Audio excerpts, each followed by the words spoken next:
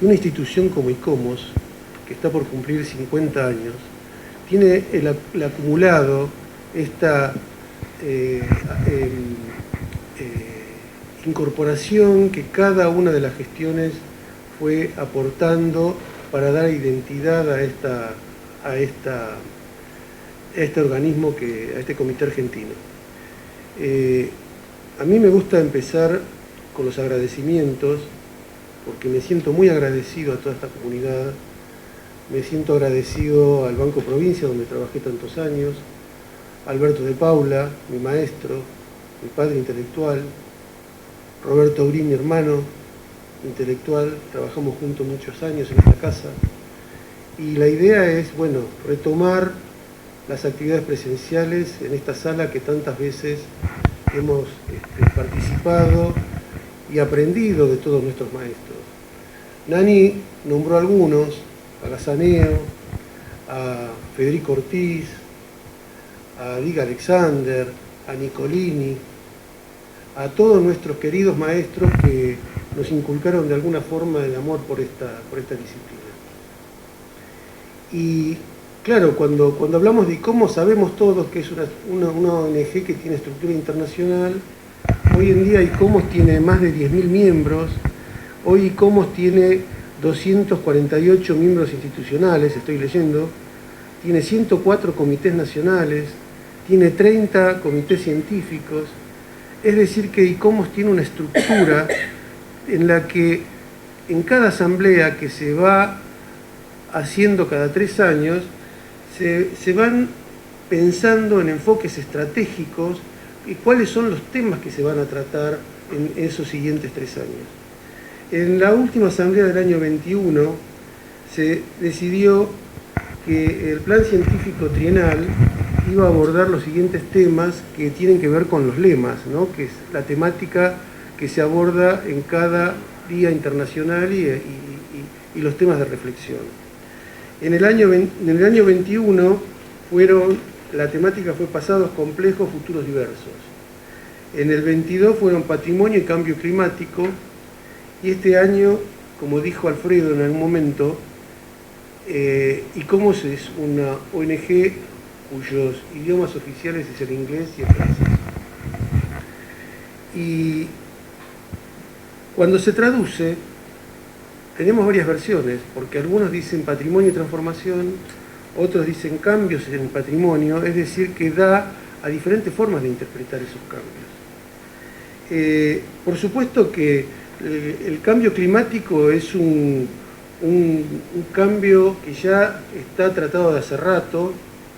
En el Acuerdo de París ya se trató, se pensó también hace unos años la Agenda 2030, que son los objetivos para lograr el 2030, para tener una sociedad más equitativa, una sociedad, me refiero a una sociedad internacional, a una comunidad internacional más saludable. Así que ahí se plantearon 17 puntos para llegar y que tal vez en el año 2030 se pueda verificar si lo logramos o no. En toda esta temática que tiene que ver con el cambio climático, sabemos que los efectos tienen que ver con las temperaturas más elevadas, sabemos que tienen que ver con tormentas más intensas, con el aumento de la sequía, con el aumento del nivel del mar, con las olas de calor más intensas. Todas esas cosas tienen una escala macro que de pronto nosotros en lo cotidiano lo perdemos. No tenemos advertencia de todo eso, pero voy a decir cosas muy sencillas y que tienen que ver con la vida cotidiana, de qué forma afecta el cambio climático. Hoy cuando circulamos en la ruta no se nos pegan más los bichitos sin parar. ¿Cómo? Es verdad eso. Los que ya tenemos unos años, cuando éramos chicos salíamos a cazar mariposas en septiembre. Hoy no tenemos esa posibilidad. Ya no hay más verdín en los cordones de la vereda. Eso tiene que ver con el agua que cada vez está más contaminada y mata toda la posibilidad de crecimiento. El agua de lluvia es más agresiva, arrastra componentes químicos de la polución ambiental y esos componentes, esa agua que es más ácida, ingresa en los intersticios, en las microfisuras y acelera el proceso de oxidación y defoliación de nuestros elementos, de nuestros edificios. Es decir que nosotros, si ponemos una mirada un poco más sensible a todo esto, vamos a ver que este cambio es un cambio que hay que estar atento y que por eso ICOMOS, como otras organizaciones, están tratando de mitigar todos estos efectos del cambio climático. Pero también a mí me gusta, tal vez siguiendo a Nani, cuando uno habla de cambios, habla de otro tipo de cambios también. Cambios que tienen que ver con la necesidad que tiene nuestro patrimonio de adaptarse a los cambios, ¿no? Porque lo que no tiene que perder es la esencia histórica, pero sí tiene que permitir la posibilidad de adaptarlos a cada momento histórico. Es decir, que cada vez que se interviene en algún edificio de valor patrimonial, necesitamos que esas intervenciones sean necesariamente reversibles, que mantengan la integridad y mantengan la autenticidad. Acá, hoy estamos en la sala del Banco Provincia. El Banco Provincia hoy tiene más de 420 sucursales. De las 420 sucursales tiene 80 sucursales históricas catalogadas, y cuando digo históricas, incluyo también a la arquitectura moderna, que por suerte la Comisión de Patrimonio de Preservación del Banco ha instrumentado una política de protección, pero siempre atento a los cambios, ¿no? Las sucursales bancarias, lo puedo decir con autoridad porque me tocó trabajar en eso junto con Roberto, junto con Joaquín, junto con toda una generación de arquitectos del banco, que necesariamente se tuvo que adaptar a nuevos cambios. Cuando aparecieron los cajeros automáticos, las sucursales tuvieron que cambiar. Cuando vino toda la tecnología de la informática, también tuvo que cambiar. Pero el sentido del cambio era siempre respetando la esencia histórica, siempre respetando ese valor que tienen los edificios, en el caso del banco, todas aquellas sucursales que tienen esas características tan particulares. Entonces, yo creo que es necesario trabajar en esta temática, pero en el área de patrimonio, los que estamos trabajando en esto, trabajamos todos los días. De una forma o de otra, se trabaja en un sentido práctico, en obra, o se trabaja en la docencia, o se trabaja en el aporte de alguna elaboración teórica, en reflexiones, pero cuando ICOMOS implementa, allá por el año 82, 83, el 18 de abril como el Día Internacional de los Monumentos, está pensando en la sociedad, está pensando en la comunidad, para que ese día la sociedad pueda reflexionar sobre la vulnerabilidad de nuestro patrimonio. Entonces es así que desde esa época, desde el año 83, 84, ICOMOS plantea muchos formatos de celebración.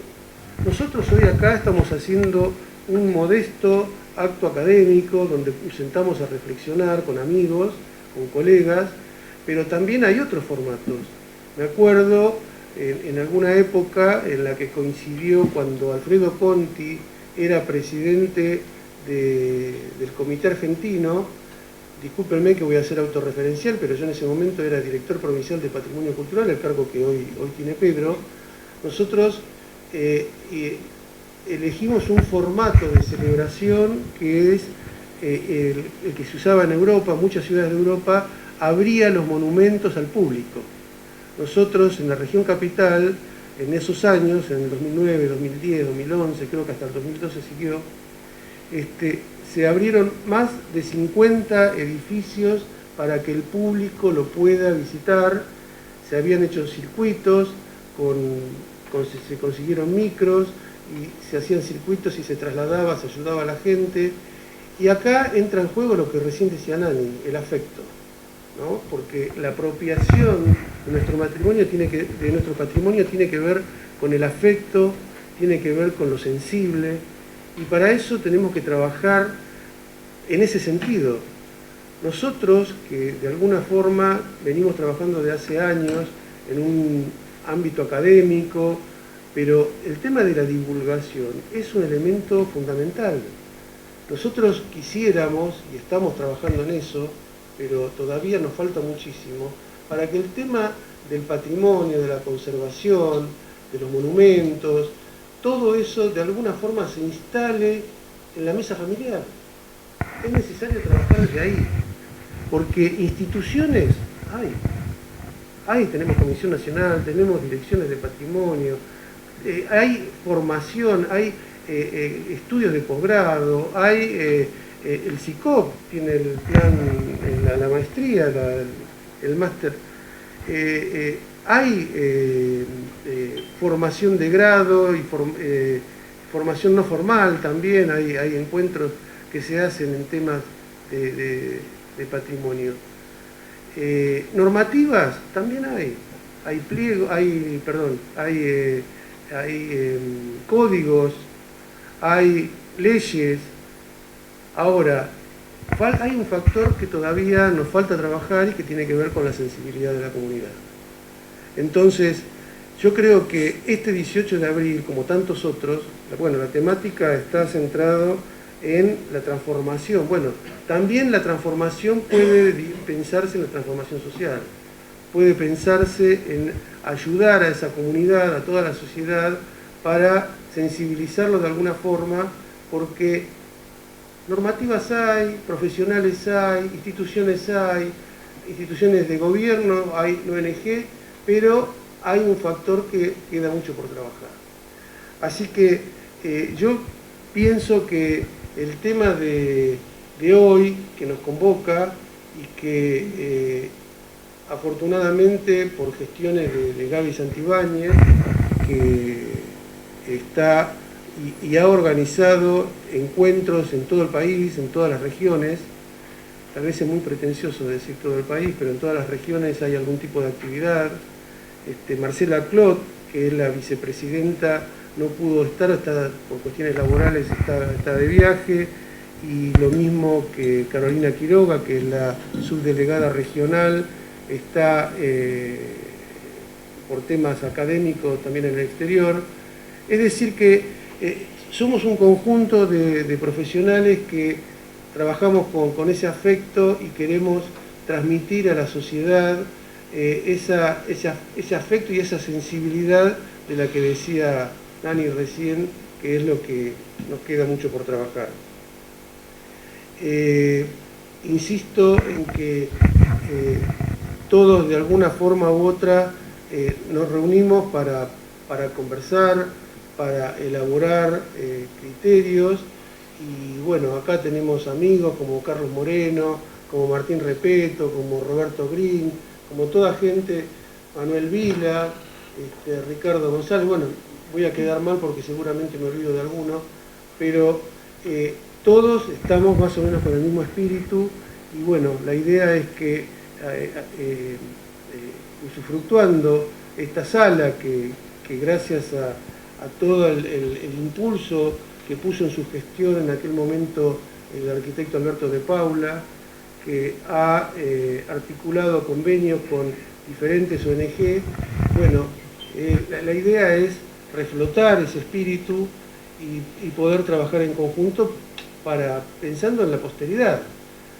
Y cuando uno habla de la sensibilidad y del afecto, parece, o tal vez suena como tal vez un poco romántico, un poco nostálgico, ¿no? Como que de pronto los que trabajamos en conservación nos gustan las cosas viejitas, como a quien le gusta el arte barroco, al otro le gusta la pintura abstracta, al otro le gusta, no sé,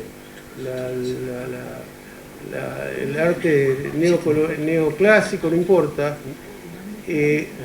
Yo me acuerdo hace unos años, allá por el 80 y tanto, casi 90, Alberto, recién venido de México, me da un libro y me dice: lee este libro. Y era la tesis doctoral de Chanfón Olmos. Estaba recién haciendo la tesis para esa época, y a mí me produjo un cambio en mi proceso profesional.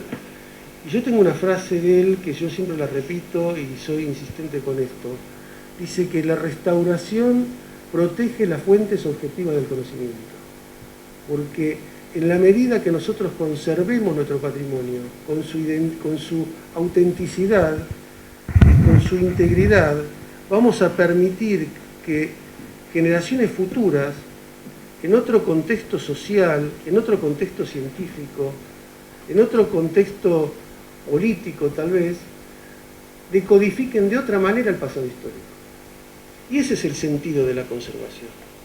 Entonces, tenemos que trabajar desde la ciencia, pero con el afecto. Y yo creo que estamos todos de alguna forma comprometidos con esto, porque muchas veces, para aquellos que tal vez casi diría yo, muchas veces lo sentí casi con desprecio por los que trabajamos con las cosas viejitas, ¿no? Y realmente tiene un objetivo científico, porque el conocimiento histórico se enriquece gracias a esta posibilidad de codificar. Un hombre del 1500, del Renacimiento, no sabía que existían los dinosaurios. La paleontología se crea 2 siglos después. Es decir, que uno conoce del pasado en la medida que quedan testimonios de ese mismo pasado. Y con otros contextos se puede decodificar y se puede conocer mejor el pasado. Así que los invito a que todos, yo sé que lo hacen porque están trabajando y están comprometidos con todo esto, sigamos trabajando para sensibilizar a una sociedad que a veces presta poca atención a todo esto.